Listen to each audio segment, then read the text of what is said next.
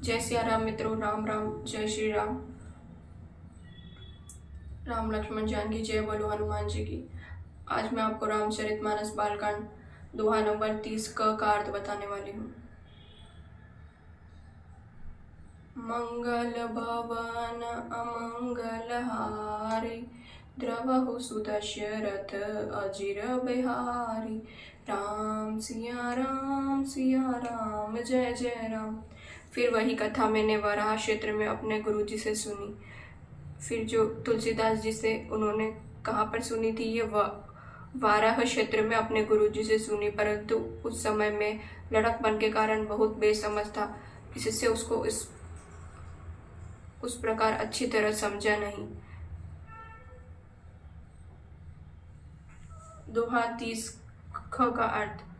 श्री रामचंद्र जी की गूढ़ कथा के वक्ता कहने वाले और श्रोता सुनने वाले दोनों ज्ञान के खजाने पूरे ज्ञानी होते हैं। मैं कलयुग के पापों से ग्रसा हुआ महागूढ़ जड़ जीव भला उसको कैसे समझ सकता था। चौपाई 1 का अर्थ। दोहा 30 में चौपाई 1 का अर्थ। जो भी गुरुजी ने जब बार बार कथा कही तब बुद्धि के अनुसार कुछ समझ में आई, वही अब मेरे द्वारा भाषा में रची जाएगी, जिससे मेरे मन को संतोष हो। चौपाई 2 का अर्थ।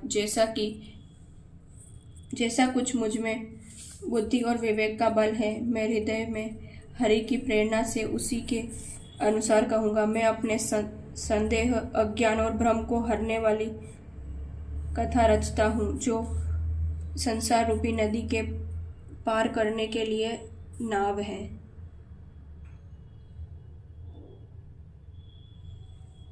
चौपाई 3 का अर्थ। राम कथा पंडितों को विश्राम देने वाली है, सब मनुष्यों को प्रसन्न करने वाली है और कलयुग के पापों का नाश करने वाली है। राम कथा कलयुग रूपी सांप के लिए मोरनी है और विवेक रूपी अग्नि प्रकट करने के लिए अरणी मंथन करने वाली लकड़ी है, अर्थात इस कथा में ज्ञान की प्राप्ति होती है। चौपाई 4 का अर्थ।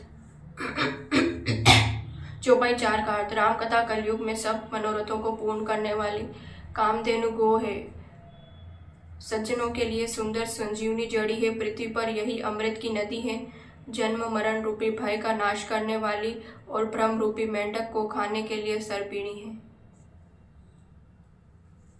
चौपाई 5 का अर्थ। यह राम कथा असुरों की सेना के समान नरकों का नाश करने वाली और साधु रूप देवताओं के कुल का हित करने वाली पार्वती दुर्गा है।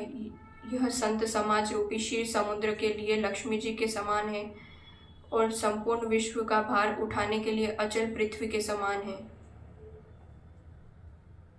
संपूर्ण विश्व का भार कौन उठाता है? अचल पृथ्वी।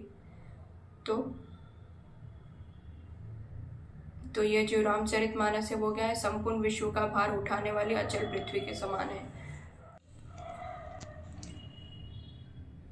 चौपाई 6 का अर्थ। यमदूतों के मुख पर कालिख लगाने के लिए यह जगत में यमुना जी के समान है और जीवों को मुक्ति देने के लिए मानो काशी है। यह श्री राम जी को पवित्र तुलसी के समान प्रिय है और तुलसीदास जी के लिए तुलसीदास जी की माता के समान हृदय से हित करने वाले हैं। चौपाई 7 का अर्थ। यह राम कथा शिव जी को नर्मदा जी के समान प्यारी है। यह सब सिद्धियों की, सुख संपत्ति की राशि है।